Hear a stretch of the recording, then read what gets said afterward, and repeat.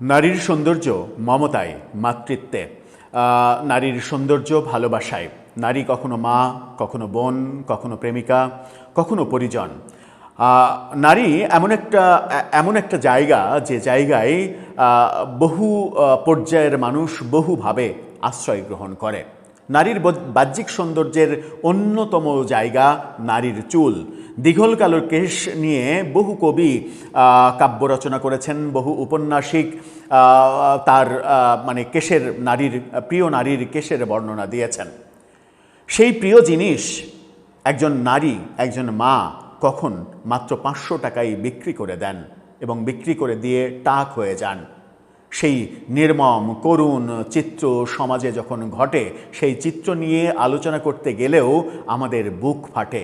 যদি সত্যি সত্যি আমরা মানুষ হয়ে থাকি, তেমনই একটা নির্মম ঘটনা ঘটেছে সম্প্রতি। চলুন সেই ঘটনার ভেতরে ঢুকে বোঝার চেষ্টা করি। যখন আমাদের দেশে গত 2 বছরে শত শত হাজার হাজার কোটিপতি জন্মেছে, তখন একজন মাকে কেন তার সন্তানকে বাঁচিয়ে রাখার জন্য 500 টাকায় মাথার চুল বিক্রি করে দিতে হচ্ছে? থাকবেন পলিটিক্স টিভির নিয়মিত আয়োজনে।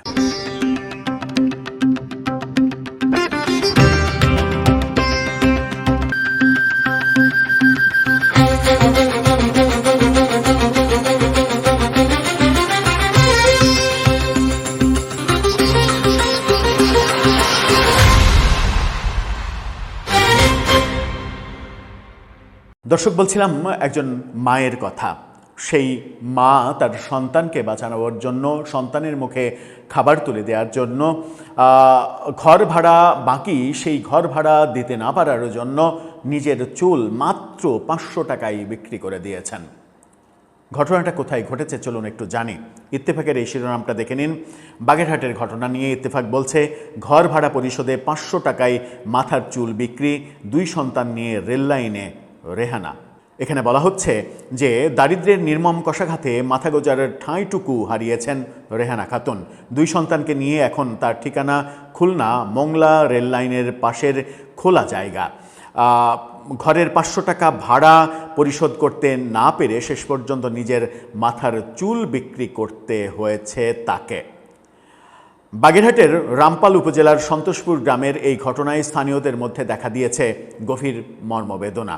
অসহায় রেহানার পাশে দাঁড়িয়ে তার 2 সন্তানকে নিয়ে নিরাপদ বসবাসের জন্য একটি ঘরের ব্যবস্থা করার দাবিও জানিয়েছে এলাকাবাসী। স্থানীয়দের সঙ্গে কথা বলে জানা গেছে, রেহানা খাতুন আগে 2 সন্তানকে নিয়ে একটি ভাড়া করা ঝুপড়ি ঘরে বাস করতেন। দীর্ঘদিন ঘর ভাড়া দিতে না পারায় এক পর্যায়ে সেই আশ্রয়ও তাকে হারাতে হয়েছে। এরপর সন্তানদের নিয়ে রেল লাইনের পাশের সরকারি জমিতে আশ্রয় নেন তিনি। রেহানার দুর্দশা দেখে প্রতিবেশীরা সহায়তার হাত বাড়িয়ে দিয়েছেন। তাদের উদ্যোগে খুলনা মংলা রেল ব্রিজের পাশে বাঁশের খুঁটি দিয়ে একটি ঘরের কাঠামো তৈরি করা হয়। তবে কয়েক মাস পেরিয়ে গেলেও আর্থিক অনটনে তা পূর্ণতা পায়নি। মাথার উপরে টিন আর চারপাশে বেড়া না থাকায় তীব্র রোদ বৃষ্টি উপেক্ষা করে অনাবৃত কাঠামোর নিচে 2 সন্তান নিয়ে দিন কাটাচ্ছেন রেহানা। স্থানীয় বাসিন্দা একজন বলছেন যে মাথা গোজার জায়গা না থাকায় রেহানা একসময় পাশের একটি বাড়িতে অস্থায়ীভাবে থাকতেন। একদিন দেখি তার মাথার চুল নেই। জিজ্ঞেস করলে কান্নাকাটি করে জানায়, ঘরের 500 টাকা ভাড়া পরিশোধ করতে সে তার চুল বিক্রি করে দিয়েছে। আরেকজন বলেন, রেহানার অবস্থা খুবই করুণ। 2 সন্তানকে নিয়ে সে কষ্টে দিন কাটাচ্ছে। আমরা সরকারের কাছে আবেদন করব যেন দ্রুত তার জন্য একটি ঘরের ব্যবস্থা করা হয়। আরেকজন বলছেন যে রেহানার জন্য বাঁশের কাঠামো তৈরি করা হয়েছে, এখন শুধু টিন ও বেড়ার ব্যবস্থা করতে পারলেই একটি ঘর দাঁড় করানো সম্ভব। এলাকার সচ্ছল মানুষ এবং মানবিক ব্যক্তিরা এগিয়ে এলে তার সন্তানদের নিয়ে অন্তত মাথা গোজার ঠাঁইটুকু হবে। সরেজমিনে দেখা যায়, সন্তোষপুর গ্রামের প্রবেশ মুখে রেল লাইনের পাশে একটি বাঁশের কাঠামো দাঁড়িয়ে আছে। সেখানেই 2 সন্তানকে নিয়ে বসবাসের স্বপ্ন দেখছেন রেহানা। কিন্তু টিন ও বেড়ার অভাবে ঘরটি এখনও বসবাসের উপযোগী হয়নি।